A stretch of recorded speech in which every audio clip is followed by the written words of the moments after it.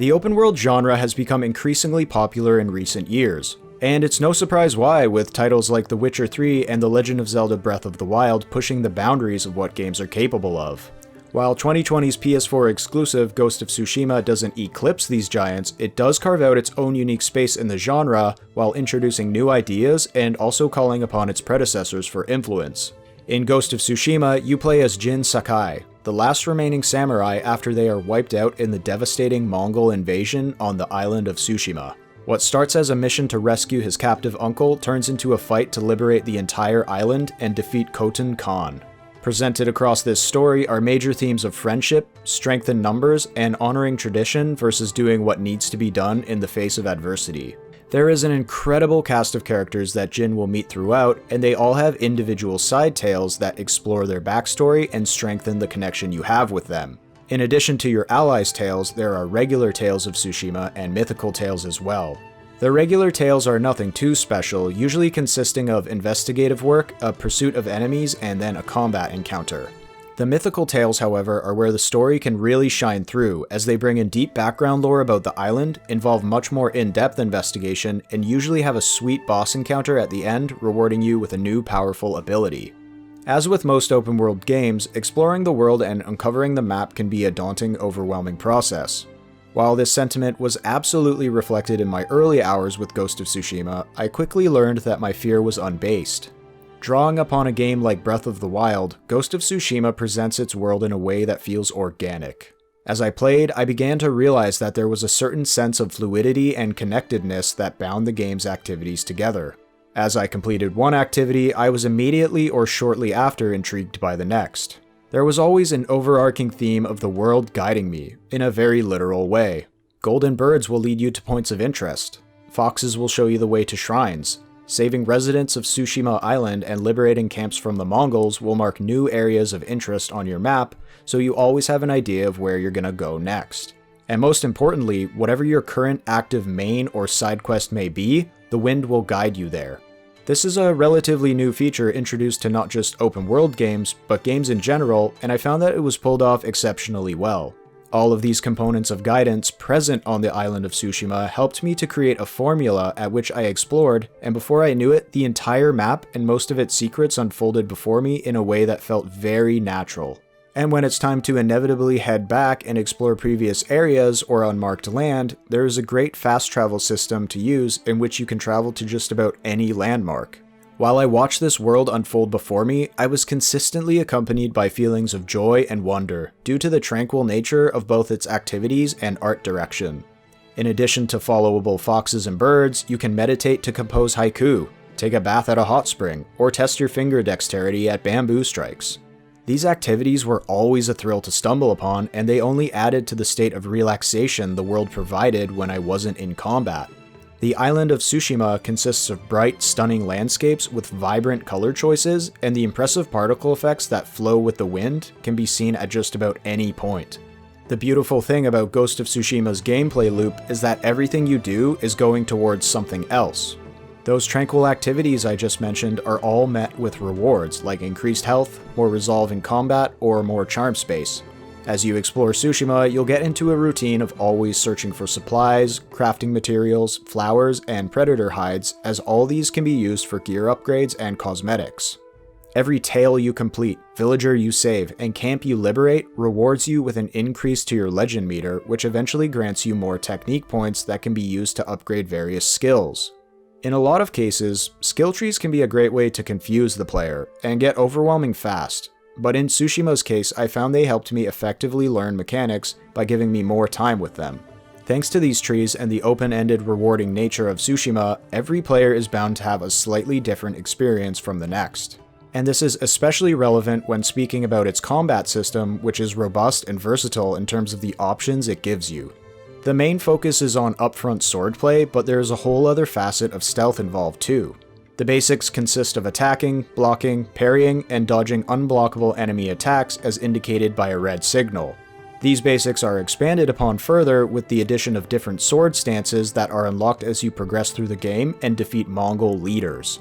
There are 4 stances in total, being Stone, Water, Wind, and Moon, and each one of them is specifically designed to deal with one of the 4 enemy types, including Sword, Shield, Spear, and Brute. Switching between these stances in the thick of battle always kept me deeply focused and created an engaging sense of flow. As well as keeping track of stances, you'll also need to keep a close eye on 2 important meters, health and resolve.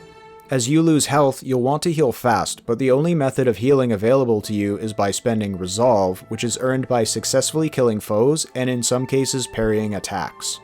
Resolve is also spent on performing special attacks, so within combat there is always a delicate balance of taking damage, making sure you have resolve, and appropriately deciding on how to spend that resolve.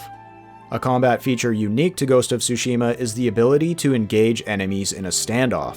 If you approach a group without being seen, you'll have a moment to initiate the showdown in which you hold down triangle and release when they attack. Successfully landing the timing will allow you to insta-kill the enemy that you were in a standoff with, and the same can be done to enemies that pursue you directly after.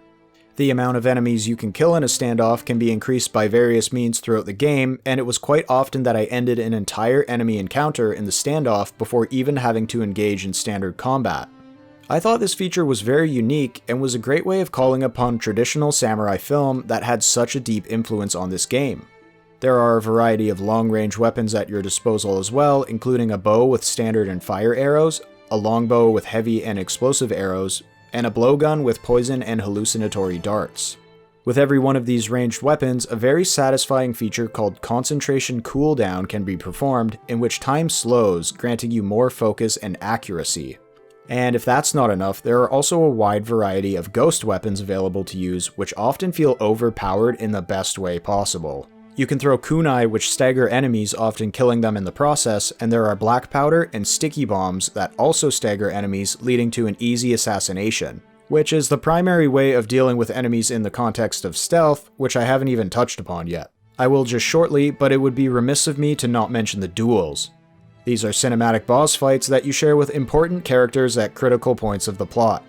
The cool thing about them is that you are limited to just basic sword combat, with all other methods of fighting stripped away. The intensity is palpable at these sections, and they always serve to remind me of the incredibly cool samurai game I was playing. Just like the impressively vast combat system, there are multiple options of taking down your foes with stealth. Tall grass is located everywhere, allowing you to crouch and not be seen. You can then sneak up on enemies for an easy assassination. Or, if you prefer to get the drop on enemies, just about everything is climbable, allowing for some great vantage points. Once the skill is unlocked, you may even chain assassinate multiple enemies in a row, granted they're close enough to each other. To give yourself even more of an increased edge in stealth, you can use focused hearing, which outlines enemies close to you in red, allowing for a greater strategic approach. And just like the combat-focused ghost weapons, there are ghost weapons that are more stealth-oriented as well, such as throwable wind chimes and firecrackers that will get the attention of enemies and lead them away from you. If you find you're overwhelmed by enemy forces, you can always drop a smoke bomb, which will allow you to escape and regain your cover, as well as get a stupidly easy assassination kill. And easy kills are something I found Ghost of Tsushima excelled at. When you have all the right combat and stealth tools at your disposal, there are simply endless combinations of ways to deal with groups of enemies. I especially found the Mongol camps, where you're forced to deal with large quantities at a time, were a great way of showcasing these combat systems in depth. They essentially felt like combat playgrounds in the way the elements were combined.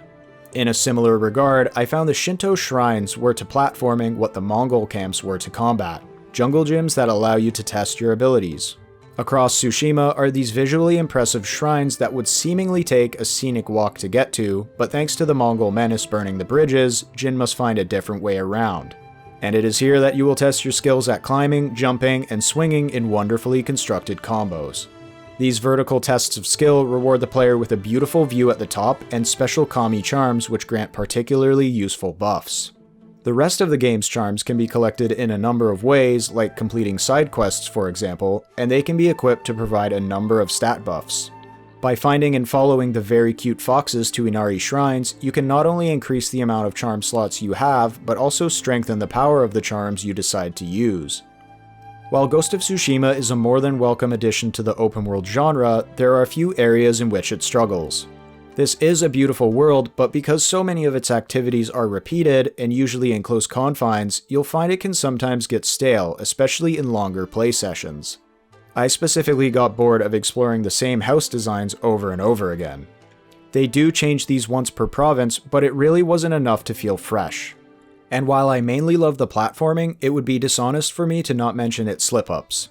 Several times there were jumps I was supposed to be able to make, but it felt so complicated and I kept missing for some bizarre reason. It felt clumsy, like it could have used a bit more polish. Keep in mind that these are all relatively minor complaints in the grand scheme of this beautiful game, but they were complaints present enough to leave a slight damper on the fun factor at points. Criticisms aside, Ghost of Tsushima is a beautiful game both visually and mechanically. I had an overwhelmingly positive experience and would love to see Sucker Punch Productions take the IP for another spin. As of the recording of this review, it has been announced that the game will be receiving multiplayer content, which I feel is something that it could really benefit from. This game seems to be a gift that keeps on giving. Thank you so much for watching. If you enjoyed this video, remember to leave a like and subscribe to the channel for more gaming content such as reviews and Let's Plays. As always, I've been Aiden, and I hope you all have a great one. Bye bye.